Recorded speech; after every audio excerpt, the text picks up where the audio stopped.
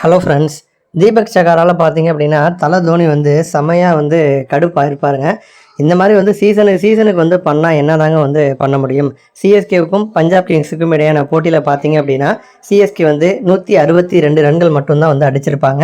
அதுவும் வந்து சேப்பாக்கம் அப்படிங்கிறது வந்து ஹை ஸ்கோரிங் கிரவுண்ட் வந்து கிடையாது. இருந்தாலும் ஒரு 180+ இருந்தாங்க அப்படின்னா நல்லா கான்ஃபிடென்ட்டாகவே வந்து இருக்கலாம். லாஸ்ட் கேமில் சன்ரைசர்ஸ் ஹைதராபாத்துக்கு அகேன்ஸ்டாக பார்த்தீங்க அப்படின்னா அந்த மாதிரி தான் வந்து 200 அடித்தாங்க. நல்லா கான்ஃபிடென்ட்டோடு ஆடினாங்க, ஜெயித்தாங்க.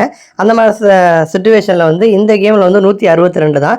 ஸோ டிஃபெண்ட் பண்ணுற டோட்டலும் வந்து கம்மியாக வந்து இருக்குது. அந்த மாதிரி சமயத்தில் பவர் பிளேயில் வந்து விக்கெட்ஸ் எடுத்தே ஆகணும். சிஎஸ்கே கிட்ட பவர் பிளேயில் விக்கெட் எடுக்கிற மாதிரி ஒரு நல்ல கைவசம் இருக்க பிளேயர்னா அவர் வந்து தீபக் சகார் தான். ஆனால் மனுஷன் வந்து முதல் ஓவர் வந்து போட வந்தார்.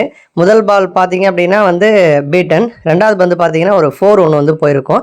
அந்த ரெண்டாவது பாலுக்கு பிறகு மூணாவது பாலுக்கு ஓடி வந்திருப்பார். அப்போ கால் ஏதோ சுழுக்கான மாதிரி வந்து ஏதோ ஓரளவு பால் போட்டிருக்க மாட்டார்.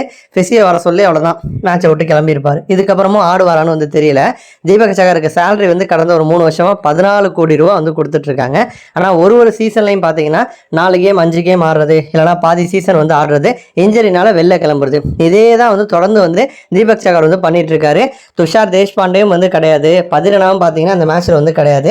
அப்போ வந்து ரொம்ப சிக்கலான ஒரு காலகட்டத்தில் வந்து சிஎஸ்கே வந்து இருக்கிறப்ப கைவசம் இருந்த தீபக் சகாரும் 2 பந்தில் 4 ரன் மட்டும் கொடுத்து வெளில போயிருப்பார். அப்போ தீபக் சகார் இந்த மாதிரி 2 பந்தில் வெளில கிளம்புற சமயத்தில் தான் தலை தோனி வந்து பயங்கர கடுப்பாக வந்து ரியாக்ஷன் வந்து கொடுத்துருப்பார். ஏன்னா வந்து ஒரு மஸ்ட் வின் கேம் மாதிரி தான் சிஎஸ்கேவுக்கு இந்த கேம் இருக்குது. அதில் போய் 2 பால் போட்டுட்டு இந்த மாதிரி வெளில கிளம்புனது ஆல்ரெடியே 14 இல்லைங்கிற ஒரு டென்ஷன் ப்ரெஷரு.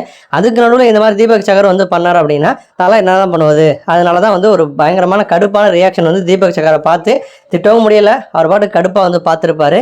நன்றி.